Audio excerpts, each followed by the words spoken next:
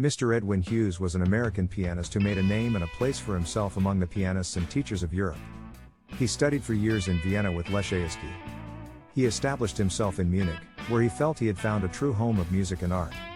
He devoted his time between teaching and concert playing. As a pianist, Mr. Hughes had gratifying success in the most important cities of Germany, while as a teacher he was sought out by students from almost every state in America, from Maine to Texas, and also from Canada. What gave him special satisfaction was that a number of pupils came to him from the conservatory in Munich. They were greatly pleased with their progress and only regretted they had not come to him before. Mr. Hughes used piano teaching methods he learned from Leschetizky with his students. Mr. Leschetizky would tell you that his method consisted of only two things: firm fingers and a pliable wrist. These are the principles upon which Hughes based the technical training of his pupils. He first established an arched hand position, and then tested the firmness of the fingers and knuckle joints by tapping them.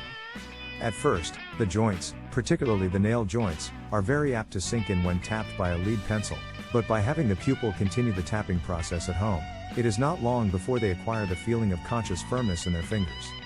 Along with this exercise, it is most important to begin at once with wrist exercises, as otherwise, from the effort to acquire firmness of finger, the wrist may become stiff and unwieldy. The wrist exercises consist in raising and lowering this joint, with the hand and arm supported first on each finger separately, then on 2, 3, 4, and 5 fingers. The wrist should not be so limp as to be incapable of resistance, but rather it should be like a fine steel spring, a spring wrist, I call it, capable of every degree of resistance or non-resistance the quality of tone demands. High finger action is not so necessary for beginners as most piano teachers imagine. It is much easier to teach pupils to raise their fingers high than it is to teach them the acquisition of the legato touch at the piano, which is only to be attained by playing close to the keys, without raising the fingers. It is difficult to get pupils to play a perfect legato who have had years of training with high finger action, something which should be taken up for non-legato and staccato finger work after the more difficult legato touch has been mastered. Tone production. The subject of tone production is one which is much neglected by piano teachers.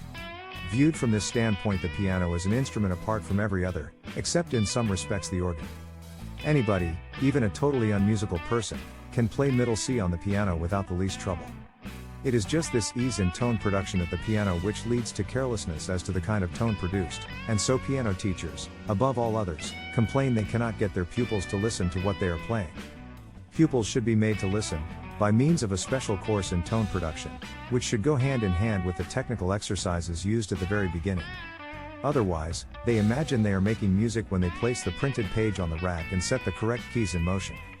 There is no other instrument with which it is so easy to bluff a large part of the audience, for the character of the piano is such that the general public often thinks it fine music if the player makes a big noise. Pianists of considerable reputation often take advantage of this lack of discrimination on the part of piano recital audiences, which, above all the other audiences, seem peculiarly incapable of judging correctly the musical value of a performance. Of the hundreds of piano recitals which take place yearly in the musical centers of Europe and America, only a comparatively small number are of real musical interest.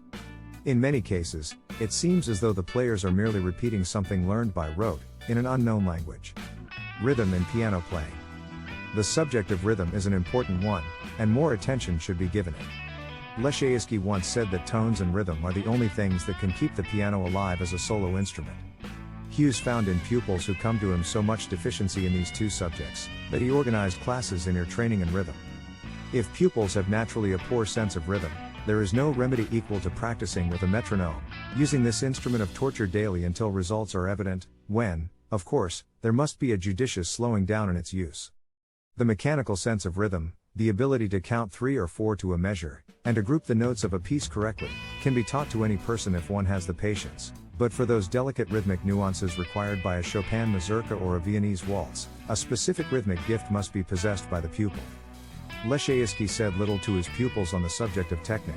Hughes said he could not remember him having spoken a dozen words on the subject. His interest, of course, lied wholly in the matter of interpretation, and technology comes into consideration only as a means and never as an end. Leschetizky liked to have the player talk to him, ask questions, do anything but sit still and not speak. How do I know you comprehend my meaning, he asks, that you understand what I am talking about if you say nothing? At first, a student may be silent from nervousness, but a bright student will soon catch on, and see what is expected of them. Lecheisky says sometimes, when the Lord made the 10 Commandments he omitted the 11th, thou shalt not be stupid. Josephi's school of advanced piano playing techniques might work well with piano students. This work leads to the highest possible technical development at the keyboard. The hundreds of exercises have been devised with the most wonderful ingenuity, and the musicianship of the author stands out on every page. The book is not a dry series of techniques but has a vital connection with all the big technical problems found in the literature of the piano. In teaching, a second piano an absolute necessity.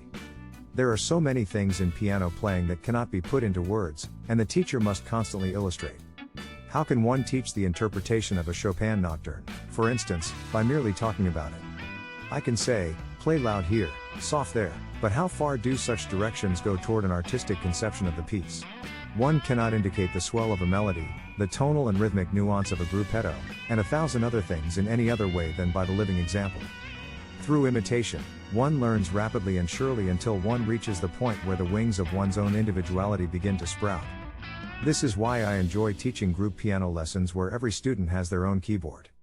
Playing with other students also helps students with their rhythm and is a lot more fun than using a metronome.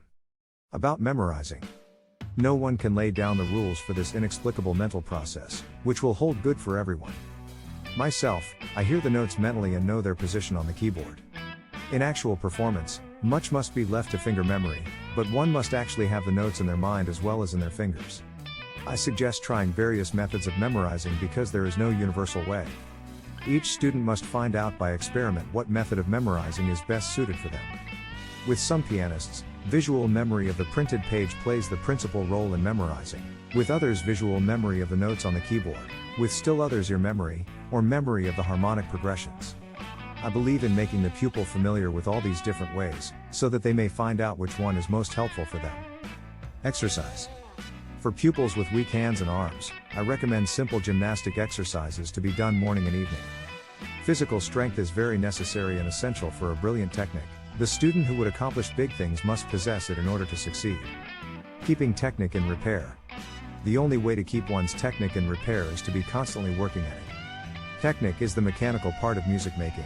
To keep it in good working order, one must be constantly tinkering with it.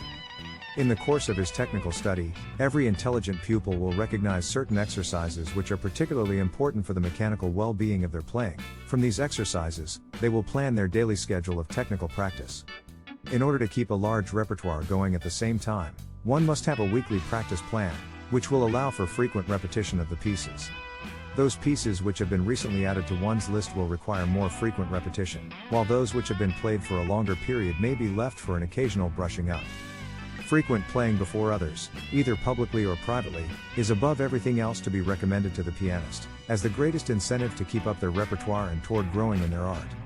American versus European conditions. In America, many people who have little talent study music, intending to make it their profession, whereas in Europe there is such a profusion of music and music making that only those of more than average gifts think of making music their life work. In America, we are still in the making, from a musical standpoint, and although we have accomplished much, there is still much to be done. It is the office of the piano teacher in America to make music study easy and interesting to pupils of moderate ability. Just these conditions have brought about very excellent methods of piano and music study for American children. Thanks for watching. Subscribe to get notified when other videos are posted.